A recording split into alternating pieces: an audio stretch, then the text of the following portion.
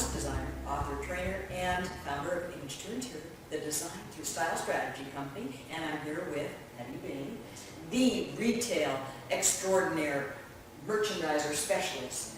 And just to recap, if you just joined us, I talked to Heddy about how she got into retail design, and she's been doing it for 25 years, so she's a real expert at this. I also asked her what she felt was the biggest problem that was seen in the retail design. And you said? Lack of planning and meaning budgets and budgets. The whole thing. So if we're talking about that, and if you want to see this back, you can always go back to Image to Interior and you'll be able to see this as a video on there talking to Heddy. So if you missed it, the first part, just go back, rewind, you'll find it there. Right. So now we're on to what do you think is the most important element of retail design? I think the biggest challenge is lighting. Challenge? The challenge, it's lighting. You know, you can design just an awesome store and you have the best goods in there and everything's beautiful and working well, but you can't see the product. Oh, and that's true. Yeah, and so we have, we always talk about task lighting and ambient lighting and, decorative lighting, but really we have to see the clothing and we have to see the right colors of the clothing. You've often seen, drives me crazy. Yeah. You've taken a few too many outfits outside to see the color, right? Yes. Yeah. That's just bad lighting. So how do you solve that? That drives me crazy. I mean, even with design materials like carpets and, area rugs and, fabrics, it's like people think I'm strange when I take it outside, but it's also about where you're going to be wearing it or where it's going to be, so that the lighting that is surrounding. But it is so true. Okay, solve it. How do you solve it?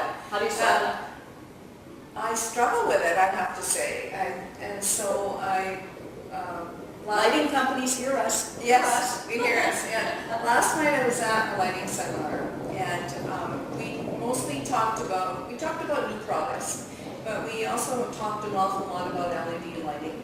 Okay. But what I have done in the past, I have done it for quite some time, is I think I know what I want to use, and then I always bring in a lighting specialist. Oh, because there are people who have degree after degree and certificates in lighting specialties, and they're the people that I really trust. So yes, I lay out the lighting plan, and I know exactly where the lights have to go and how far away from the walls they have to go, but then I always get it checked by a lighting specialist. That's a really good idea. I don't think in this industry we are ever really alone. We have so much help. That's so true. It's the same as if I'm doing, sort of lighting or electrical. It's like I've got the idea where the components are going to go. I know what people are going to do, so I can layer it up and everything else. But there are so many different products to, even so that you have it all in one hand. So you've got a remote system, that's important. But it's also about having the proper, proper amperage to handle all the lights. Well, something that happened recently in here, because this is my showroom, and I see people here all the time. Where are you, by the way? Where am I? I'm in a fashion wholesale building, and I am surrounded by wholesalers who provide all the goods to all the stores. And wow. So it's a perfect place for me to meet my clients, my potential clients. So what's this building called? This is the FX building, the Fashion Exchange building in Vancouver. That's pretty awesome. Yeah. If you want to find out more, just go to Heddy's website, urbanspaces.ca, meaning Canada. That's right. Awesome. So you said that lighting and bringing in a lighting specialist is really important. But there's, I guess, certain city bylaws that regulate so many different things. Is lighting one of them? Lighting is absolutely one of them. We take the lighting plan in, the city inspectors look at it and they say, yes, that's fine, or they say, no, you're using too much energy, and we're all, trying to be energy efficient. But the rules that they have for commercial and residential, it's called an ASHRAE, which is an energy rating, efficiency rating. that rate applies across the board to residential and retail, and it doesn't work. So I can totally see yeah. how that would be So a you can problem. see the lights in this place here. Yeah, It's I just mean, massive, MR16s and PARs and, and fluorescents to light this. It's not overly lighted. No, but it's very strategic. It's I noticed strategically lighted. it's And beautiful. so the big challenge then for doing retail design would be to get enough light on the product that you're staying within the limits that the city allows you to do.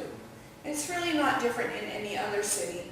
It's just that You have to go by the bottom. So in other words, don't just, surround yourself with a bunch of light and then be surprised if somebody says that, oh, this is just too much. Yes. You're going to have to remove it. Or you might cause a breaker to blow because you've got too much on Absolutely. the system. So that could happen too. Yeah. So with lighting, as an example, you said you were using, what types of lighting? Explain, show me what you've got here. Well, I have fluorescent lighting on the ceiling. And what type of fluorescent do you have on the ceiling? Oh my goodness. I don't know. Do you have the daylight, the natural daylight? Do you go for Okay, natural okay. daylight? Do I believe in natural daylight? Okay, so two things we should talk about. One would be the Kelvin.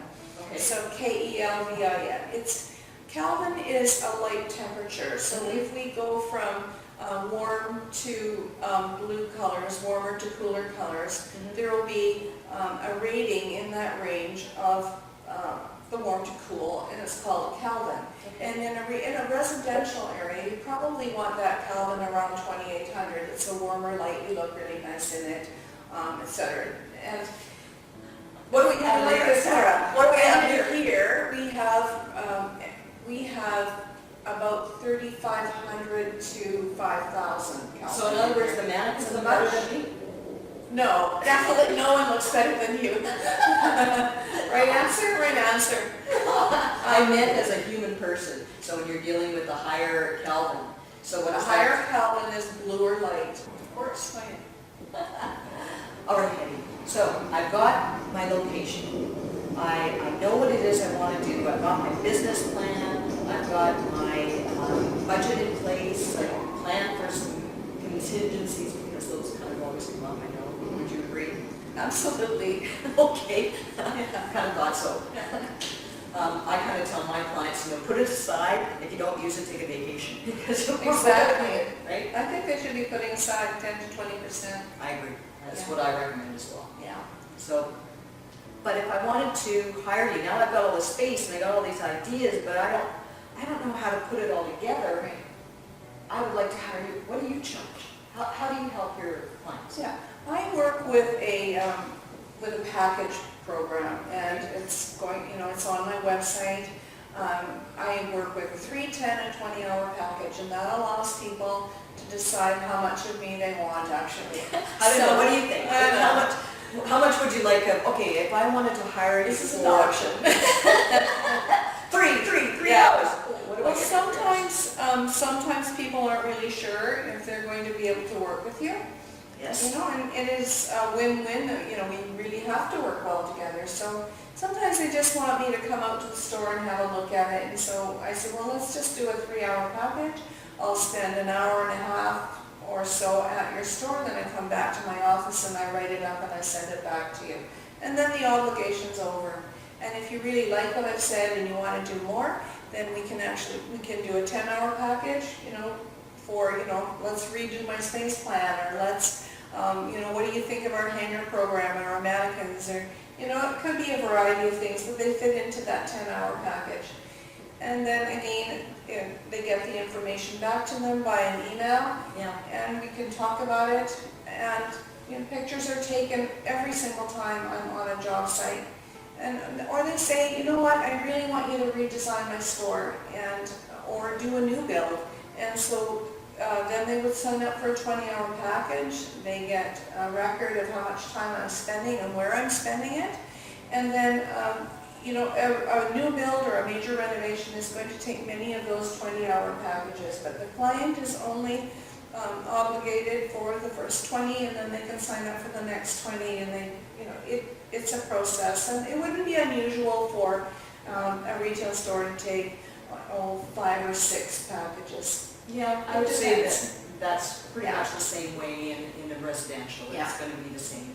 But it does, I think personally the package system is a really nice system because it allows your client to feel very comfortable with you and yet not 100% like, okay, well now they're stuck with you in case. Because there's some people that are very talented and like to do it themselves, you know? Right, and at the end of that 20-hour package, they can go forward and do it themselves, or they can have a plan, or they may decide, I can't really afford anything more right now, but I'm gonna do the next bit by myself, and then inevitably I'm brought back in to Yeah. either complete that, because they didn't have as much time, or to do more. And I was thinking that, Well, I've got a situation where, I've got a client that would just like to have me in more as a consultant, because they are very hands-on, they can do a lot, but they also know that they need somebody else just to, so what do you think? This is what I come up with and everything else, and so instead of using all the 20 hours for my design part, more from a consultant point of view, saying, yes, I think this will work, or have you thought about that? So, it makes it pretty versatile.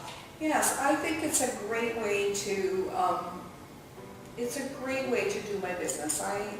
It has really worked well. It's very difficult when someone comes to me and they say, well, we want you to do my store, and, everybody, how much does it cost? That That is the that big thing, bottom yes. line, it's, they're scared, they don't really know if they're gonna trust you to do it, and so if I say, well, if you've got 1,000 square feet here, it's going to cost you, I don't know, what's it gonna cost? It's gonna cost you $80,000 for design, then they're gonna think, whoa, I was thinking maybe 30, Yeah. And so then you don't get hired. But and in the same breath, you can charge that amount of money, and people do. And then it's done really quickly, and they think, well, we really got ripped off.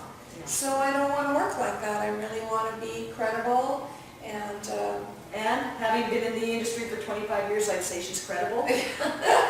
So, you've been around the industry for a long time, and people, obviously, your clients must love you and feel huge value. So for those people that don't know this amazing lady, please give us your information on how they can find you again.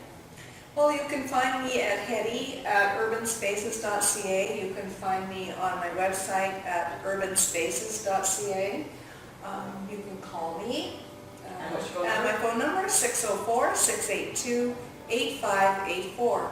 Or you can also find her on the website of image2interior.com, because she's one of the special retail people that you can find on my site as well.